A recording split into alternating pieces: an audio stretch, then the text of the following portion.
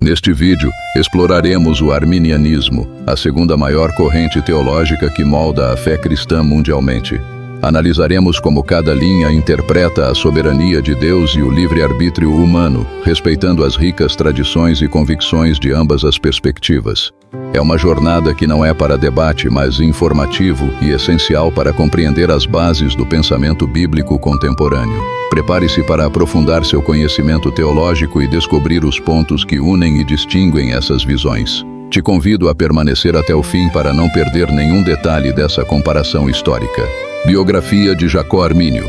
Jacobus Arminius é a forma latinizada de seu nome de nascimento, Jacob Hermann Sohn, que significa Jacó, filho de Hermann. Ele nasceu em 10 de outubro de 1560, na pequena cidade de Oudewater, na Holanda, na época parte das 17 províncias sob o domínio espanhol. Sua infância foi marcada por tragédias. Perdeu o pai ainda bebê e, em 1575, durante o terrível massacre de Oudewater, cometido pelas tropas espanholas, sua mãe e seus irmãos foram mortos. Armínio sobreviveu por estar estudando em outra cidade, sendo adotado e apoiado por amigos e clérigos que perceberam seu intelecto brilhante. Sua formação acadêmica. Arminius foi um dos estudantes mais brilhantes de sua geração, passando pelas principais instituições intelectuais da Europa. Universidade de Leiden.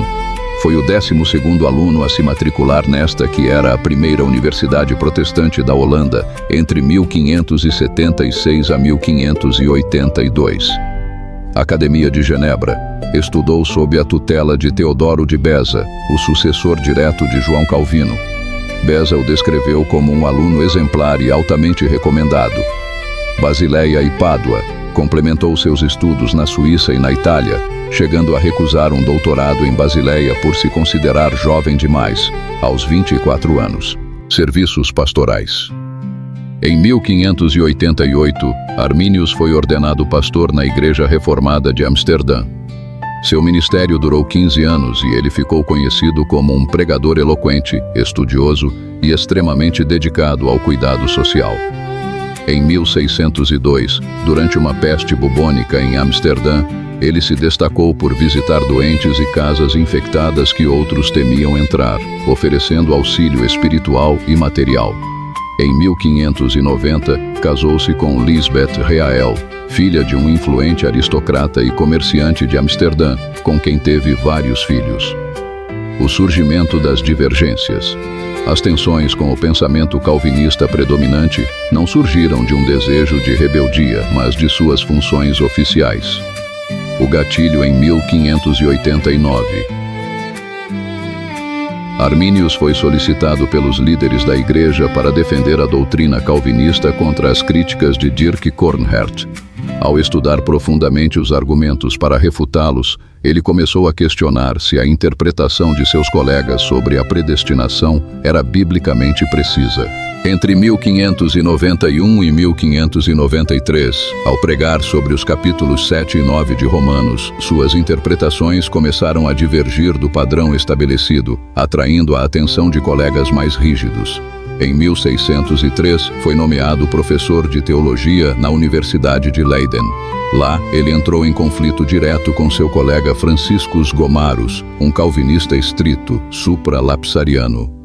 O debate entre os dois dividiu a universidade e a própria Holanda. Embora Arminius sempre se declarasse um fiel membro da Igreja Reformada e seguidor das confissões de fé, ele defendia que certas interpretações sobre a eleição divina precisavam ser revisadas para não tornarem Deus o autor do pecado. Suas principais obras foram publicadas em sua maioria póstumamente, compiladas em suas Opera Theologica. Entre os escritos mais importantes estão Declaração de Sentimentos de 1608, seu testamento teológico mais claro, escrito para as autoridades civis para explicar sua posição. Exame do panfleto de Perkins. Uma análise crítica sobre a ordem da predestinação. Discussões públicas e privadas, notas de suas aulas e debates acadêmicos. Morte e legado.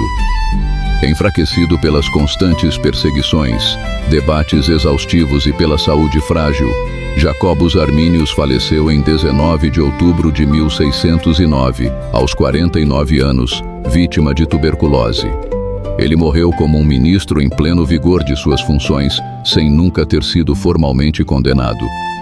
Foi somente após sua morte que seus seguidores, os remonstrantes, sintetizaram seus ensinos, o que levou à resposta oficial do calvinismo no Sínodo de Dort, de 1618 a 1619. Nesta etapa, mergulharemos no núcleo do pensamento de Armínio, revelando as colunas que sustentaram sua visão e fundamentação bíblica. Irei detalhar as linhas que definem a relação entre a soberania divina e a resposta humana na salvação. Prepare-se para compreender conceitos como a graça preveniente e a eleição baseada na presciência fiel. Este é o alicerce necessário para quem busca uma teologia equilibrada e profundamente fundamentada nas Escrituras. Livre-arbítrio humano. O ser humano, mesmo após a queda, ainda pode responder à graça de Deus. A salvação não é imposta, mas depende da aceitação ou rejeição da pessoa. Graça preveniente. Deus concede uma graça inicial a todos que capacita o homem a crer. Essa graça pode ser resistida. Eleição condicional. Deus elege para a salvação aqueles que Ele prevê que irão crer em Cristo. Não é uma predestinação absoluta, mas baseada na presciência da fé. Expiação universal. Cristo morreu por todos os homens, não apenas pelos eleitos. A salvação é oferecida a todos, mas só se torna eficaz para quem crê. Perseverança condicional. O crente deve permanecer na fé. É possível perder a salvação se houver abandono consciente da fé. Esses pontos se tornaram conhecidos como os 5 artigos da Remonstrância de 1610, que sistematizaram o pensamento arminiano. Eles foram uma resposta direta ao calvinismo e abriram espaço para tradições cristãs que enfatizam a responsabilidade humana diante da graça divina. Hoje, o arminianismo influencia fortemente grandes denominações em todo o mundo que defendem a oferta universal da salvação e a necessidade de perseverança na fé. Embora o calvinismo e o arminianismo sejam frequentemente vistos como opostos, ambos nasceram dentro da tradição protestante e compartilham fundamentos doutrinários essenciais. Aqui estão os principais pontos de convergência, onde ambas as teologias comungam os mesmos pensamentos. Autoridade das Escrituras. Ambos os sistemas defendem o princípio da sola Scriptura, somente a Escritura. Tanto calvinistas quanto arminianos creem que a Bíblia é a palavra de Deus inspirada, infalível e a única regra de fé e prática para o cristão. Necessidade da graça. Nenhuma das duas vertentes acredita que o homem possa salvar a si mesmo por seus próprios méritos ou obras. Ambas concordam que a salvação é um presente gratuito de Deus e que a iniciativa da salvação parte sempre do Criador, não do homem. A queda e o pecado original. Ambas as teologias aceitam que a humanidade caiu em Adão e que o pecado afetou a natureza humana. Elas concordam que, sem a intervenção divina, seja pela graça irresistível ou pela graça preveniente, o homem não teria inclinação para buscar a Deus. A divindade de Cristo e a expiação. Calvinistas e arminianos comungam da fé na Santíssima Trindade e na divindade de Jesus Cristo. Ambos creem que a morte de Cristo na cruz e sua ressurreição física são os únicos meios pelos quais o pecado pode ser perdoado e o homem reconciliado com Deus. Justificação pela fé. A plena concordância de que o homem é justificado somente pela fé e não pela observância da lei ou boas obras. A fé é o instrumento pelo qual o pecador recebe a justiça de Cristo. Santificação e vida cristã.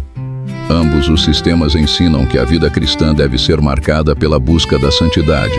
Eles concordam que, embora as obras não salvem, um verdadeiro cristão produzirá frutos de arrependimento e obediência como evidência de sua união com Cristo. Retorno de Cristo e juízo final. Ambas as correntes aguardam a segunda vinda gloriosa de Jesus, a ressurreição dos mortos, o juízo final e o estabelecimento do estado eterno, céu e inferno. O debate entre arminianismo e calvinismo foca na soberania de Deus versus a responsabilidade humana. Enquanto o calvinismo defende a eleição incondicional, o arminianismo crê que a escolha de Deus se baseia na presciência da fé. Outro ponto central é a graça, que para arminianos é resistível, mas para calvinistas é irresistível e eficaz. As visões divergem também na extensão da expiação, se foi para todos ou apenas para os eleitos. Para entender o outro lado dessa moeda teológica, recomendo assistir ao vídeo postado anteriormente sobre o calvinismo. Apresentarei os pontos de divergências entre os pensamentos. A natureza da eleição. No calvinismo, a eleição é incondicional, baseada apenas no conselho da vontade de Deus. No arminianismo, ela é condicional, baseada na presciência divina de quem aceitaria a fé. O alcance da expiação. Para os calvinistas, a expiação é limitada ou particular. Cristo morreu para garantir a salvação dos eleitos. Para os arminianos, a expiação é universal. Cristo morreu por todos, mas a salvação só é aplicada aos que creem. A operação da graça. O calvinismo defende a graça irresistível. O chamado de Deus sempre atinge o objetivo no eleito. O arminianismo defende a graça resistível. O homem tem a liberdade de recusar o chamado do Espírito Santo. A vontade humana. Enquanto o calvinismo foca na livre agência, escolhas limitadas pela natureza pecaminosa, o arminianismo enfatiza o livre-arbítrio, capacidade de cooperar com a graça preveniente para decidir pela salvação. A segurança da salvação. O calvinismo crê na perseverança dos santos. Uma vez salvo, o eleito é preservado por Deus até o fim. O arminianismo admite a possibilidade da apostasia. O crente pode deixar a fé e perder a salvação. O foco da soberania. No calvinismo, a ênfase total está na glória e controle de Deus. No arminianismo, a ênfase está na justiça de Deus e na responsabilidade moral do homem. Espero ter contribuído com sua vida espiritual e enriquecido seu entendimento bíblico através deste estudo que preparei com tanto cuidado. Meu objetivo é que este conhecimento fortaleça sua caminhada e traga clareza sobre as profundezas da nossa fé. Se este conteúdo foi útil para você, convido-o a se inscrever em nossa página e ativar as notificações para não perder nossos próximos encontros teológicos. Não esqueça de compartilhar este vídeo com seus amigos e grupos de estudo, espalhando esse aprendizado adiante. Peço também que deixe seu comentário abaixo com suas dúvidas ou reflexões, pois sua participação é fundamental. Lembre-se de que essa interação é muito importante para que o algoritmo reconheça que nosso conteúdo é relevante, ajudando-nos a alcançar e abençoar cada vez mais vidas por meio da palavra. Deus abençoe.